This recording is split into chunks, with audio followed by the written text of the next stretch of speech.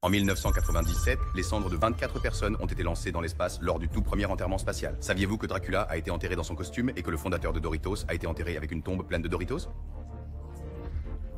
L'espace, il n'était pas seulement deux. Et il y avait de nombreuses célébrités qui ont fait des demandes vraiment étranges ou intéressantes pour leur enterrement, ou la façon dont elles voulaient être rappelées. Laissez-moi vous parler de 25 célébrités qui ont chacune eu un souhait inhabituel ou intéressant pour leur enterrement.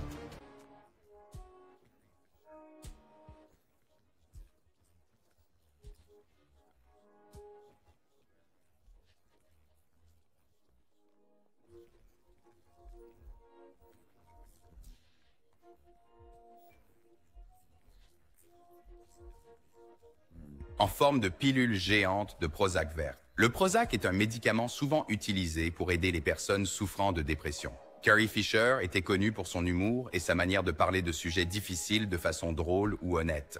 Ce choix d'urne correspondait parfaitement à sa personnalité. Son frère, Todd Fisher, a expliqué que Carrie adorait cet objet en forme de pilule de Prozac et que c'était important pour elle. Avoir ses cendres dans cette forme était une façon de montrer son esprit unique, son ouverture sur la maladie mentale et son sens de l'humour. Bien que certaines personnes l'aient trouvé étrange, d'autres l'ont vu comme un beau rappel final de qui Carrie Fisher était vraiment. 2. Bruce Lee. Bruce Lee était un célèbre artiste martial et acteur, connu pour ses mouvements rapides et sa philosophie forte sur la vie. Il est mort en 1973 à seulement 32 ans. Cependant, le plan de repos final de Bruce Lee n'est pas ce qui rend son histoire inhabituelle, c'est plutôt quelque chose qui s'est passé après sa mort. Il travaillait sur un film intitulé Le jeu de la mort quand il est décédé. Le studio de cinéma a décidé de terminer le film sans lui en utilisant des acteurs de remplacement. Mais le choix le plus surprenant qu'ils ont fait a été d'inclure des images réelles des funérailles de Bruce Lee dans le film. Ils ont montré des scènes de son vrai cercueil et de son vrai visage, essayant de faire croire que son personnage avait simulé sa propre mort. Beaucoup de fans et de critiques ont estimé que c'était irrespectueux. Bruce Lee n'a jamais demandé que son enterrement soit filmé. Pourtant, le studio a choisi de le faire. Ce moment reste une partie controversée de son héritage, bien que cela montre aussi à quel point le studio voulait le garder dans le film, même après sa disparition. Troisièmement, Bela Lugosi. Bela Lugosi a célèbrement joué le comte Dracula dans le film de 1931 qui a modelé la façon dont beaucoup imaginèrent les vampires. Lorsqu'il est mort en 1956, sa famille a décidé de l'enterrer vêtu de son costume complet de Dracula, y compris la longue cape. Il y a un débat sur le fait que Lugosi lui-même ait demandé cela, ou si sa famille a simplement pensé que c'était approprié. Dans tous les cas, de nombreux fans y voient un hommage approprié. L'interprétation de Dracula par Lugosi a fait de lui une légende de l'horreur, et il a continué à être identifié à ce rôle pendant toute sa vie. Certaines personnes trouvent cela un peu effrayant ou morbide, mais d'autres pensent que c'était un geste final parfait. En portant la cape de Dracula, Bela Lugosi est vraiment devenu lié à ce personnage pour toujours. C'était une façon symbolique de montrer à quel point ce rôle célèbre faisait partie intégrante de sa vie. Même après la mort, il est resté vêtu comme l'un des personnages les plus emblématiques de l'histoire du cinéma. Pour James Doohan. James Doohan a joué Montgomery Scotty Scott dans la série télévisée originale Star Trek et les films. Beaucoup de fans le connaissaient pour la phrase « Téléportez-moi, Scotty » et pour sa performance joyeuse. Lorsqu'il est décédé en 2005, le dernier souhait de Doohan était que ses cendres soient envoyées dans l'espace, reflétant l'esprit de Star Trek de voyager au-delà de la Terre. Cependant, envoyer les cendres de quelqu'un dans l'espace n'est pas facile. Finalement, un astronaute privé nommé Richard Garriott a emporté une petite portion des cendres de Doohan à bord de la Station spatiale internationale en 2008. Cela a été fait secrètement en raison de règles compliquées. Mais Garriott a réussi à les cacher sous le sol de la station. L'histoire est restée secrète pendant plusieurs années avant que les gens ne le découvrent. Les fans ont adoré entendre que Scotty était réellement allé dans l'espace, tout comme son personnage. C'était une réalisation émouvante du rêve de Doohan, prouvant que les voyages imaginaires de Star Trek peuvent parfois inspirer des aventures réelles, même après le décès d'une personne. Pia. Numéro 50, Janis Joplin. Janis Joplin était une chanteuse de rock avec une voix puissante et émotive. Elle est décédée en 1970 à l'âge de 27 ans. Dans son testament, Janis a fait quelque chose de spécial. Elle a mis de côté 2500 $ pour une grande fête après ses funérailles. Elle voulait que ses amis célèbrent sa vie plutôt que d'être simplement triste. Cela pourrait ne pas sembler trop étrange aujourd'hui, mais c'était encore une idée unique pour l'époque. Ses amis ont suivi ses instructions, organisant une fête amusante avec de la musique, des rires et de bons moments en sa mémoire. En choisissant une fête plutôt qu'un événement solennel, montrer comment elle voulait que les gens se souviennent d'elle, pleine d'esprit, de liberté et de joie. Même si sa vie a été écourtée, son geste final était de s'assurer que ses amis aient une dernière nuit folle, honorant l'énergie qu'elle apportait sur scène. C'est un rappel que les gens peuvent célébrer la vie d'un être cher de nombreuses manières différentes. 6. Charles Dickens. Il était un romancier anglais populaire qui a écrit des histoires comme Un chant de Noël et Oliver Twist. Il avait des opinions bien arrêtées sur la façon dont il voulait être enterré. Dans son testament, Dickens a demandé un enterrement très simple. Il ne voulait pas de vêtements élégants pour les personnes en deuil, ni de grands monuments pour lui rendre hommage. Il voulait de la discrétion et le moins de chichi possible. Cependant, Dickens était extrêmement célèbre, et le public voulait lui rendre hommage. Même si Dickens lui-même avait demandé des funérailles modestes, il a fini par être enterré au Poets' Corner à l'abbaye de Westminster à Londres. C'est un endroit où de nombreux écrivains et artistes célèbres sont honorés.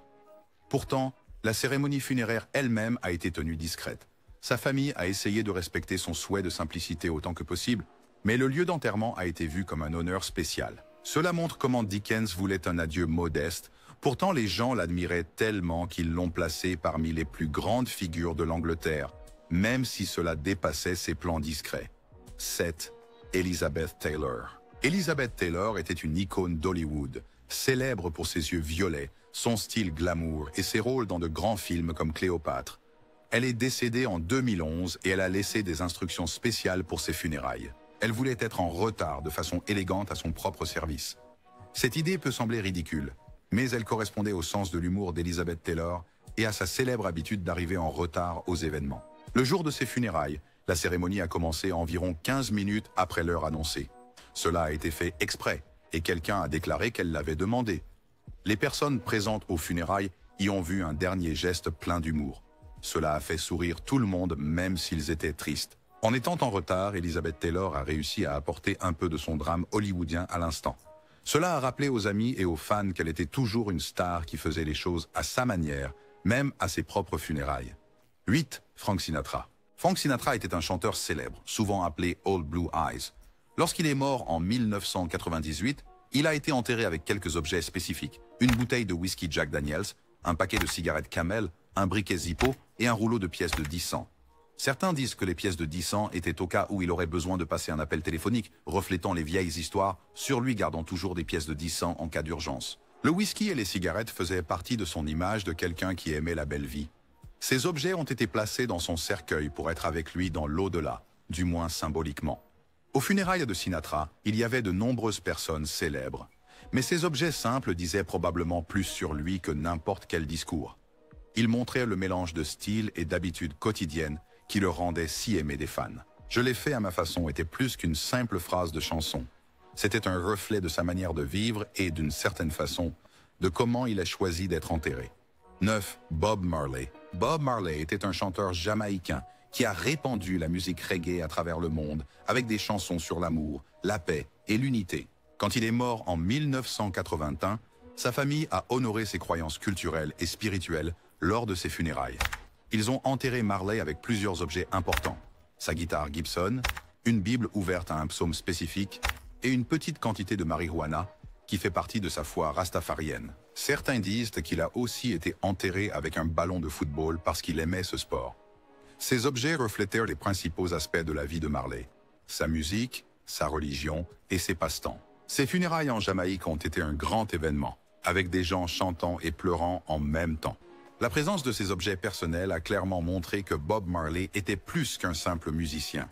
Il était une figure spirituelle qui se souciait de la nature, de l'unité et des joies simples. En choisissant de l'enterrer avec ces objets, ses proches ont veillé à ce que ses croyances et passions restent avec lui, même dans la mort. Shonda Aretha Franklin. Aretha Franklin était surnommée la reine de la soul pour son chant puissant et émouvant. Elle est décédée en 2018 et ses funérailles sont devenues un événement majeur. Une partie spéciale du processus funéraire était que le corps d'Aretha était exposé avec différents changements de tenue pendant les plusieurs jours de visionnage. Le premier jour, elle portait une robe rouge vif, un autre jour, elle a porté une robe bleu poudré, et plus tard, une robe rose dorée. Enfin, le jour des funérailles, elle portait une tenue dorée étincelante. Chaque tenue a été choisie pour refléter le style, le statut et le lien d'Aretha Franklin avec différentes parties de sa vie. Elle aimait la mode et s'habillait toujours avec grâce et élégance. C'était une façon d'honorer son sens du style.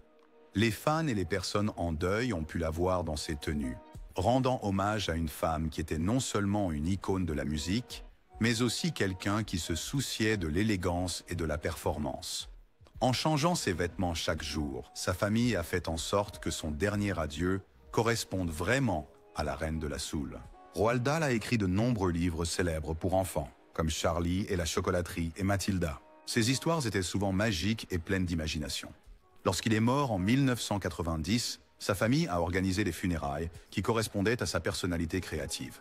Ils l'ont appelé une sorte de funérailles viking, bien qu'il n'y ait eu aucun bateau en feu. À la place, Dahl a été enterré avec plusieurs de ses objets préférés, y compris des chocolats, une bouteille de bon vin, ses queues de snooker, des crayons HB et même une scie électrique.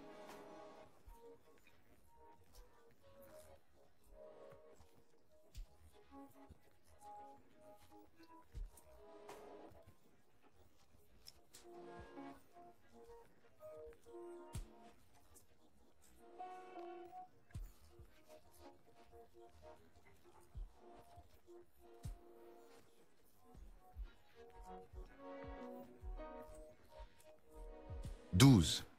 Gene Roddenberry, créateur de Star Trek. Gene Roddenberry a créé la célèbre série télévisée Star Trek, qui imaginait un futur où les gens voyagent pacifiquement dans l'espace pour explorer la galaxie. Roddenberry est mort en 1991, mais son dernier souhait était que ses cendres soient envoyées dans l'espace. La NASA a aidé à réaliser ce plan un an plus tard, en 1992, en envoyant une petite partie de ses cendres lors d'une mission de navette spatiale. Après le décès de sa femme, Majel Barrett Roddenberry, une partie de ses cendres a également été envoyée dans l'espace. Ainsi, tous deux sont devenus une partie de la frontière même que Gene Roddenberry avait rêvé d'explorer dans son émission.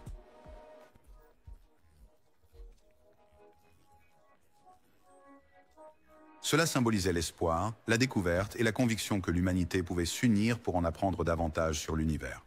En permettant à ses cendres de voyager au-delà de la Terre, Gene Roddenberry a fait un petit mais significatif pas dans le domaine infini qu'il avait une fois apporté sur les écrans de télévision.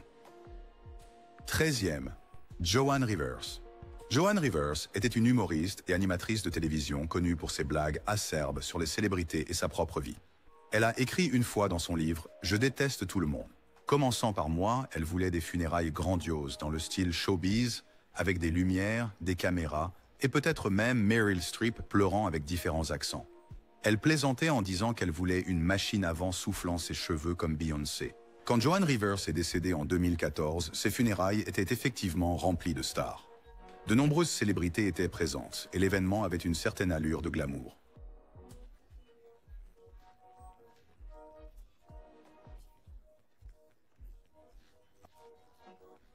Les personnes qui la connaissaient pensaient que c'était exactement ce qu'elle aurait voulu.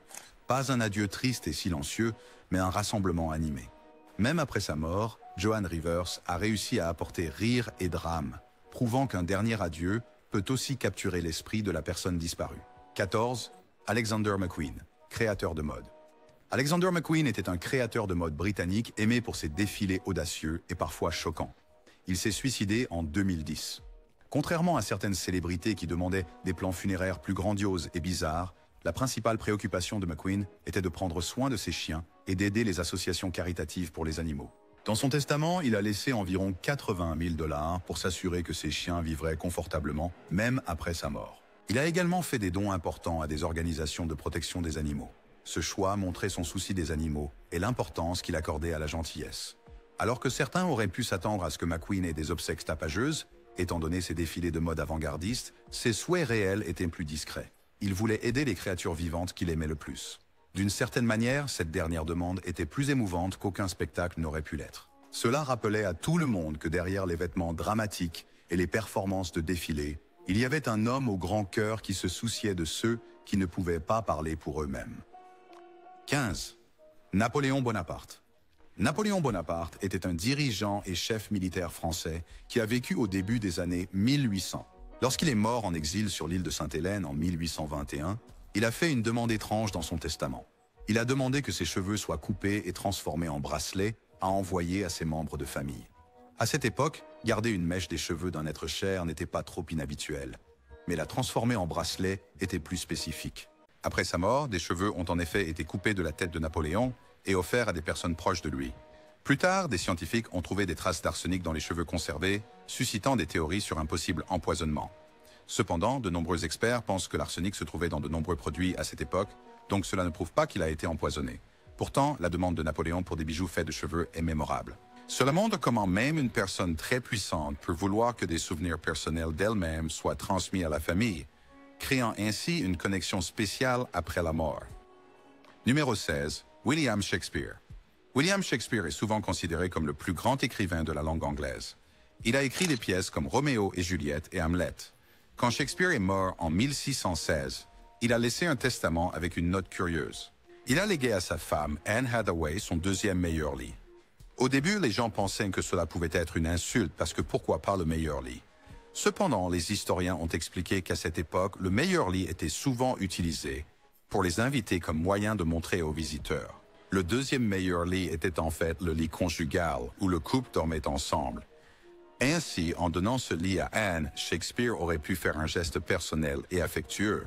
Bien que cela ne soit pas un plan funéraire ou un souhait d'inhumation, cela est toujours considéré comme inhabituel car cela se démarque dans son testament.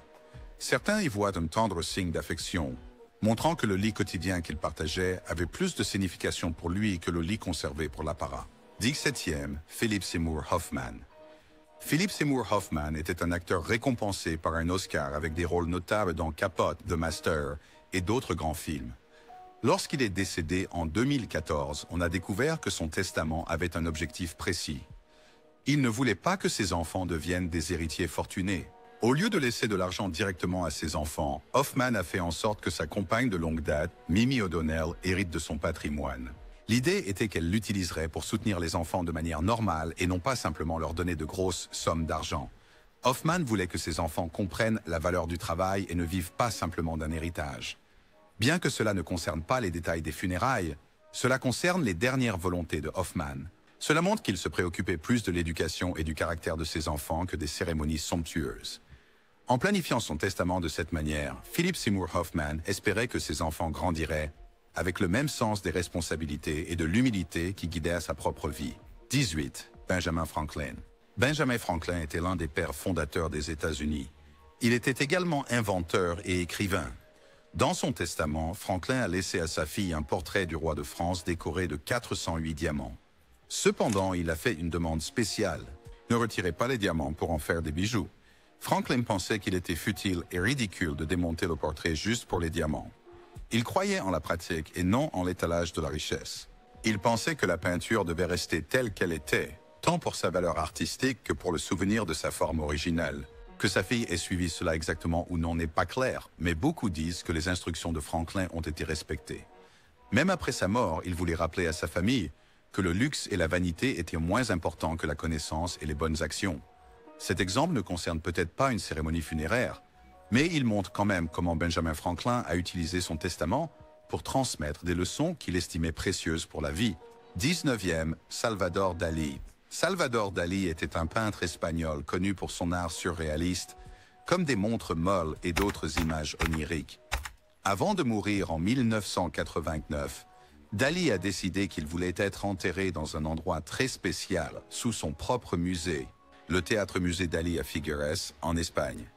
Lorsque les visiteurs entrent dans le musée, ils peuvent marcher juste au-dessus de l'endroit où reposent les restes de Dalí. Il a conçu l'endroit de son vivant, le transformant en une vitrine de son art étrange et fascinant. Placer son tombeau là lui a permis de rester pour toujours partie de son monde artistique. La décision de Dalí était inhabituelle, mais elle correspond à la façon dont il a vécu, toujours en faisant les choses à sa manière surréaliste. Les personnes qui visitent le musée voient les peintures, sculptures et expositions bizarres qu'il a créées, sachant que juste sous leurs pieds repose l'artiste lui-même. Même après sa mort, Dalí reste au centre de l'art qu'il aimait, faisant sentir aux visiteurs que son imagination est toujours vivante autour d'eux. 20. Luke Perry. Luke Perry était un acteur populaire qui a joué dans Beverly Hills 90210 et Riverdale. Après sa mort en 2019 d'un accident vasculaire cérébral, sa fille, Sophie, a partagé quelque chose d'important concernant ses souhaits. Il souhaitait un enterrement écologique, spécifiquement dans un costume funéraire de champignons.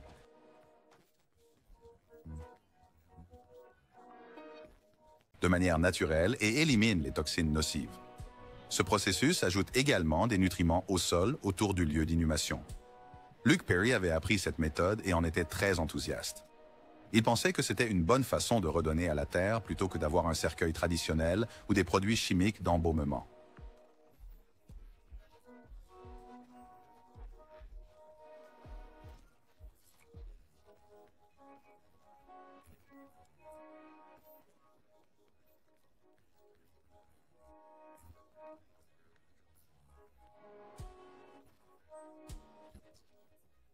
Tupac Shakur était un rappeur important connu pour ses chansons sur la vie et la lutte.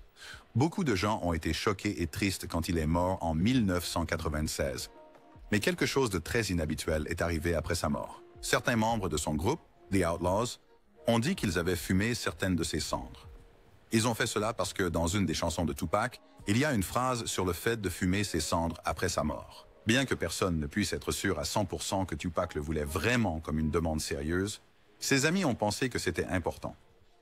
Ils ont pris une petite partie de ses cendres, l'ont mélangé avec du marijuana et l'ont fumé lors d'une cérémonie spéciale sur la plage. Pour de nombreux fans, c'était une manière surprenante d'honorer la mémoire de Tupac, mais ses amis proches ont estimé que c'était un hommage personnel et significatif. Ils y voyaient une dernière connexion avec lui, que les gens trouvent cela étrange ou inspirant. Cela a montré à quel point les amis de Tupac tenaient à réaliser ce qu'ils croyaient être ses souhaits. 22e, Hunter S. Thompson. Hunter S. Thompson était un écrivain célèbre pour son style de journalisme gonzo débridé. Il a vécu sa vie de manière audacieuse et parfois imprudente. Lorsqu'il est mort en 2005, sa famille et ses amis ont suivi un plan funéraire dont il avait parlé avant sa mort. Thompson voulait que ses cendres soient tirées d'un canon. Johnny Depp, qui était un ami et a également joué Thompson dans un film intitulé Fear and Loathing in Las Vegas, a aidé à payer pour cela. Une tour spéciale de 153 pieds de haut a été construite sur la propriété de Thompson en forme de poing tenant un bouton. Lors de la cérémonie, il y avait des feux d'artifice et de la musique, et au point culminant de l'événement, les cendres de Thompson ont été projetées dans le ciel. Cela peut sembler étrange, mais les personnes qui connaissaient Thompson ont estimé que c'était parfait pour lui. Il aimait faire une grande déclaration. En faisant tirer ses cendres dans les airs lors d'un spectacle coloré, le dernier souhait de Hunter S. Thompson a été exaucé de manière très dramatique et inoubliable. Le 23 mars 2023, Fred Bohr, inventeur de la boîte Pringles. Fred Bohr était l'homme qui a conçu la boîte Pringles, ce contenant haut et rond que beaucoup de gens reconnaissent dans les supermarchés. Il était tellement fier d'avoir inventé cette boîte qu'il avait une demande spéciale dans son testament. Lorsqu'il est mort en 2008, il a demandé qu'une partie de ses cendres soit placée dans une boîte de Pringles. Sa famille a respecté ce souhait. Ils sont allés dans un magasin à proximité juste après sa mort, ont acheté une boîte de Pringles originale et ont soigneusement mis une partie de ses cendres à l'intérieur. Ils ont ensuite enterré cette boîte comme une partie de la dernière demeure de Fred Bohr. Cela peut sembler inhabituel ou même drôle, mais pour Fred Bohr, c'était une façon d'être rappelé pour quelque chose qui lui tenait profondément à cœur. La boîte de Pringles n'était pas juste un contenant pour les chips. C'était un symbole de sa créativité et de son succès. Maintenant, chaque fois que des personnes ouvrent une boîte de Pringles, elles pourraient se souvenir de l'inventeur qui avait une si haute estime de son propre design. Le 24 Arch West, co-créateur des Doritos. Arch West était l'une des personnes qui ont aidé à créer les Doritos, les célèbres chips triangulaires. Lorsqu'il est décédé en 2011, sa famille a décidé de rendre hommage à son lien avec les Doritos d'une manière très directe. Ils ont fait quelque chose de spécial lors de son service funèbre. Bien que le corps d'Arch West ait été incinéré, son urne a été placée dans un cercueil. Ensuite, sa famille et ses amis ont jeté des chips Doritos dans le cercueil avant de le refermer. Il pensait qu'il aurait aimé l'idée d'être entouré par la collation qu'il a aidé à introduire dans le monde. Les Doritos ont joué un grand rôle dans sa vie et les chips elles-mêmes sont biodégradables, donc cela n'a pas nui à l'environnement. Ce moment inhabituel a fait sourire les gens pendant une période triste. Il a montré comment un objet du quotidien, comme un paquet de chips, peut devenir partie d'un adieu émouvant. Pour beaucoup, c'était un rappel que les choses que nous créons ou aimons dans la vie peuvent nous suivre en esprit, même après notre départ. Numéro 25. Ingrid Newkirk, fondatrice de PETA. Ingrid Newkirk est la fondatrice de PETA. Bien qu'elle soit encore en vie, elle a rendu public ses souhaits pour ses funérailles futures et ils sont très inhabituels. Elle veut que son corps soit utilisé de manière à protéger les animaux de la cruauté. Par exemple, elle a dit qu'elle aimerait que sa peau soit transformée en articles en cuir, comme un sac à main.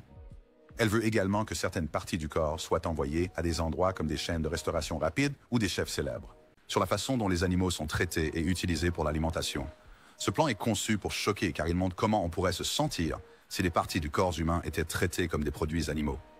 Certaines personnes trouvent cela troublant, mais Newkirk dit que cela envoie un message fort sur les droits des animaux. Que cela se produise ou non, cela reste à voir.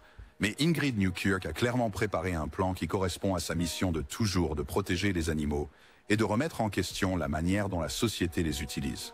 Bien que la mort puisse être triste, ces vœux inhabituels nous rappellent que chaque individu est unique. Ils nous enseignent également qu'il existe de nombreuses façons de dire adieu. Des cendres de Tupac fumées par des amis aux cendres de Fred Barr dans une boîte de Pringles. Ces histoires ne se résument pas à être différentes.